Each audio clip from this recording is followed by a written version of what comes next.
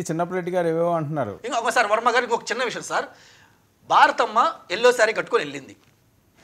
నేను క్వశ్చన్ అడుగుతా అంటే ఆ రోజు నారా చంద్రబాబు నాయుడు గారికి ఒక ఇన్విటేషన్ ఇవ్వడానికి షర్మిలమ్మ కూడా ఎల్లో శారీ కట్టుకుంటూ వెళ్తే ఇదే జగన్మోహన్ రెడ్డి గారు ఇదే నాయకులు మాట్లాడిన మాటలేంది, అదే మాటలు మీరు మీ భారతంగా అప్లై చేసుకోవచ్చా?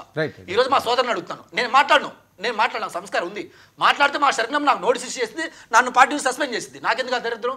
సో నేను అడిగేదంటే ఆ రోజు మా షర్మిలమ్మని మీరు అన్నారు కదా, మరి ఈరోజు మేము భారతంలో అనొచ్చా? అదే మా జగన్మోహన్ రెడ్డి గారు తీసుకున్న స్టాండే మేము ఈరోజు తీసుకోవచ్చా? అలాగే మేము మాట్లాడవచ్చా? నాకైతే తెలియదు, మరి మా సోదరులే చెప్పాలి, మరి వైసీపీ సోదరులు పక్కన్నారు కాబట్టి. షర్మిలమ్మ పోయి చంద్రబాబు నాయుడు గారిని కలిసింది, తప్పేంటి? ఈరోజు ఒక్క విషయం అల్లే సార్, ఎందుకు వెళ్ళింది? వాళ్ళ కొడుక్కి పెళ్లి సందర్భంగా ఇన్విటేషన్ ఇవ్వడానికి వెళ్ళింది, తప్పేంటి? రాజశేఖర రెడ్డి గారు ఎన్నోసార్లు నారా చంద్రబాబు నాయుడు కాల్ చేశారు సార్, ముఖ్యమంత్రిగా ఉన్నప్పుడు కాల్ చేశారు, వైసీపీ కాంగ్రెస్ పార్టీ అపోజిషన్ లీడర్గా ఉన్నప్పుడు కాల్ చేసుకున్నారు, మాట్లాడేవాళ్ళు.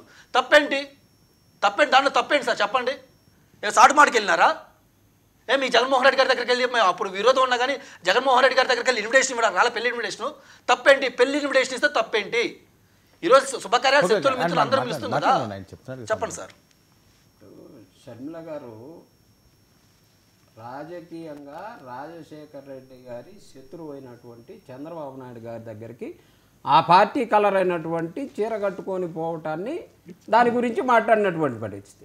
ఇవాళ గవర్నర్ గారిని కలవడానికి ఎల్లో శారీ కట్టుకొని పోయారు కాబట్టి దానికి సంబంధించి మీరు సమాధానం చెప్పాలి అని అంటే చంద్రబాబు నాయుడు గారిని కనుక భారతి గారు కలిసి ఏదైనా ఇన్విటేషన్ ఇస్తేనో ఆ ఎల్లో శారీ కట్టుకొని పోతే ఖచ్చితంగా భారతి గారిని కూడా అనాల్సిందే. ఇది షర్మిల గారు దానికి దీనికి పొంతన పెట్టేసి ఇవాళ మీరు మాట్లాడుతున్నారు, మీరు చెప్పాలని అంటే మీకు సబ్జెక్ట్ లేక ఏదో ఒకటి మాట్లాడుకుంటా ఆ చీర ముచ్చట తీసుకొచ్చాడు మాట్లాడు.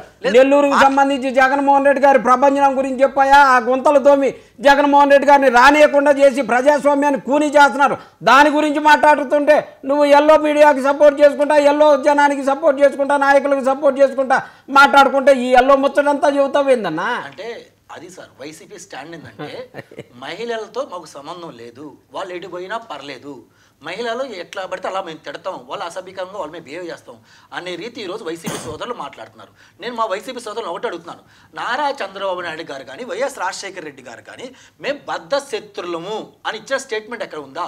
వాళ్ళు ఏ మీటింగ్లో చెప్పినా కానీ మేము రాజకీయ పద్ధతి లేదా బాబు, రాజకీయ పరంగా వాళ్ళదో ఒక సిద్ధాంతం మాదో సిద్ధాంతం మేము ఫైట్ చేస్తాం అంతే, మేము అంతకుమించి బిహైండ్ మేము వెళ్ళామని చెప్పి చాలా సందర్భాల్లో చెప్పినా ఉన్నాయి. మీకు గుర్తునో లేదో వర్మ గారు, ఒక ఏదో సంథింగ్ ఒక ఫంక్షన్లో రాజశేఖర రెడ్డి గారు అలాగే నారా చంద్రబాబు నాయుడు గారు పక్కనే కూర్చుంటే ఏకైకలు పక్కన నవ్వారు సార్. మరి తప్పేంటి? మరి ఆ రోజు మరి సరే ఈరోజు మా షర్మిలమ్మ తప్పైతే రాజశేఖర రెడ్డి గారు తప్పే, మా షర్మిలమ్మ చంద్రబాబు నాయుడు గారికి ఇన్విటేషన్ ఇవ్వడం తప్పైతే రాజశేఖర రెడ్డి గారు కూడా పక్క నుండి కూర్చోకుండా తప్పే. కాంగ్రెస్ పార్టీ రాజశేఖర రెడ్డి గారిని సైతం ఎఫ్ఐఆర్ లో పెట్టి ఇంకా సిగ్గు లేకుండా మాట్లాడుతూ ఉన్నారు. రాజశేఖర రెడ్డి గారిది తప్పు అంటారు, రాజశేఖర గారు దొంగ అని కూడా మీరు అంటారు. మీరు దేనికైనా సమర్థులు మాట్లాడాలి సార్. ఎందుకు వర్మ గారు నేను రిప్లై ఇవ్వాలి, మా సోదరులు మాట్లాడినా రిప్లై ఇవ్వాలి. రాజశేఖర రెడ్డి గారు పేరు చేర్చింది కాంగ్రెస్ గవర్నమెంట్లోనే చేర్చారు. Point number 1. చేర్చిన లాయర్ ఎవరు? ఆ లాయర్ని మీ ప్రభుత్వం గెలిచిన తర్వాత అడ్వకేట్ జనరల్గా చేశారు లేదా? పన్నువోలు సుధాకర్ని మీరు అడ్వకేట్గా చేశారు లేదా?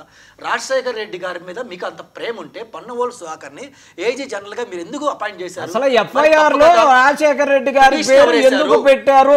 కాంగ్రెస్ పార్టీ పెట్టినాదన్నాక నీకు అసలు మాట్లాడే అర్హతే లేదు. అదే మేము మాట్లాడే అర్హతే లేదు నీకు. కాంగ్రెస్ దాని గురించి మాట్లాడతాను. పన్నువోలు సుధాకర్ రెడ్డి గురించి, జగన్మోహన్ రెడ్డి గారి గురించి మాట్లాడతారు. జగన్మోహన్ రెడ్డి గారు రాయలే, జగన్మోహన్ రెడ్డి గారే స్టేట్మెంట్ ఇచ్చారేమని, నా తండ్రి ముఖ్యమంత్రిగా జరిగితే నాకే సంబంధం, పోయి మా తండ్రిని అడగండి, మా తండ్రి చనిపోయారు కదా, ఆయన అరెస్ట్ చేసుకొని నన్ను ఎందుకు పెడతానని చెప్పి సాక్షాత్ జగన్మోహన్ రెడ్డి గారు కోర్టుకి ఇచ్చిన అఫిడవిట్లో కానీ కోర్టుకి జడ్జి గారు ముందు చెప్పిన మాటల స్టేట్మెంట్ ఉన్నాయి సార్. ఈ రోజు బయటకు వచ్చి ఆ సాక్ష్యాలు ఇవ్వని చెప్పి కోర్టులు జడ్జిలు వచ్చి మాట్లాడని చెప్పి ఈ రెండు మాట్లాడితే ప్రజలు వింటారా? మేము పిచ్చోళ్ళమా? జగన్మోహన్ రాజశేఖర రెడ్డి గారిని ఎఫ్ఐఆర్ లో పెట్టిన మాట వాస్తవం, కాంగ్రెస్ పార్టీ భూస్థాపితమైన మాట వాస్తవం. అంతకన్నా సాక్ష్యమేం కావాలి? 14 ఏళ్ళుగా మీకు అసలు వనవాసం అయినా కానీ ఇంకా సిగ్గు లేదు, మాట్లాడుతూ ఉంటారు. ఇదే మాట జగన్మోహన్ రెడ్డి గారు బయటకు వచ్చి రిలయన్స్ వాళ్ళే మా రాష్ట్ర చంపడానికి ఆయన కూడా